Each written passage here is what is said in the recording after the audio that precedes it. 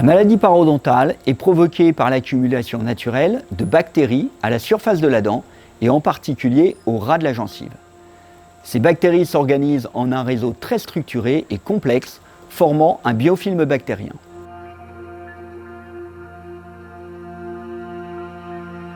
Ce biofilm très adhérent est composé de millions de bactéries de centaines d'espèces différentes. Une fois organisé, il devient très résistant aux agressions extérieures et en particulier aux antiseptiques et aux antibiotiques. Pour lutter efficacement contre lui, il faut le rompre, le désorganiser mécaniquement. C'est l'objet du traitement parodontal.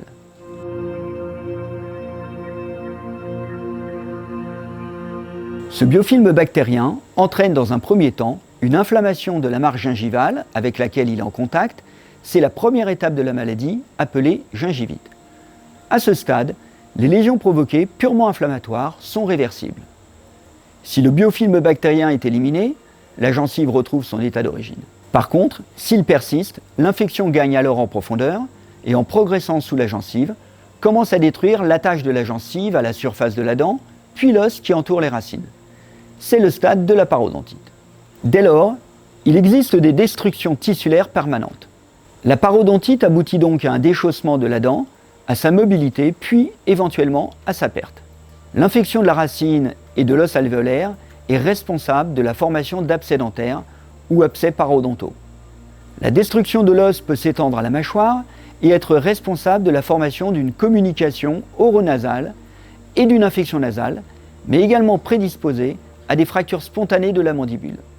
La parodontite est donc une maladie infectieuse destructrice et génératrice de douleurs dentaires. Elle doit donc être détectée précocement et combattue.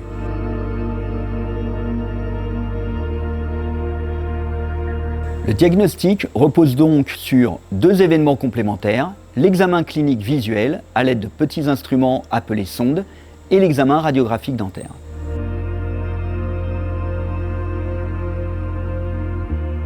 Le sondage parodontal est effectué avec une sonde parodontale graduée.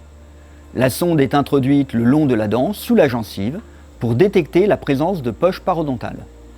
La sonde peut également être utilisée pour mesurer la hauteur de récession gingivale. Le cumul de la récession gingivale et de la poche parodontale détermine alors la perte d'attache de la dent. Ce sondage des poches parodontales est effectué sur toutes les dents et sur toute leur surface, ce qui permet ainsi de détecter rapidement le niveau de parodontite de chaque dent. En complément, la sonde dentaire pointue permet de détecter les lésions de la surface dentaire, que ce soit la présence de fractures, résorptions, caries ou d'anomalies structurelles. Les données sont recueillies au fur et à mesure sur une fiche dentaire papier ou numérisée, également appelée en anglais dental chart.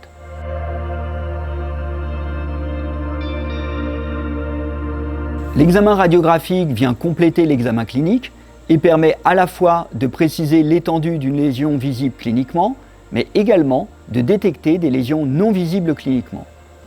Un bilan radiologique complet est effectué dans le cadre des maladies dentaires, en particulier chez le chat et les chiens de petite taille, particulièrement affectés par la parodontite. Chez les chiens de petite taille et chez les chats, la radiographie dentaire permet de détecter des lésions essentielles à la décision thérapeutique dans environ 30% des cas. De plus, lorsqu'une lésion est visible cliniquement, la radiographie dentaire permet d'apporter des informations essentielles supplémentaires dans près de 50% des cas.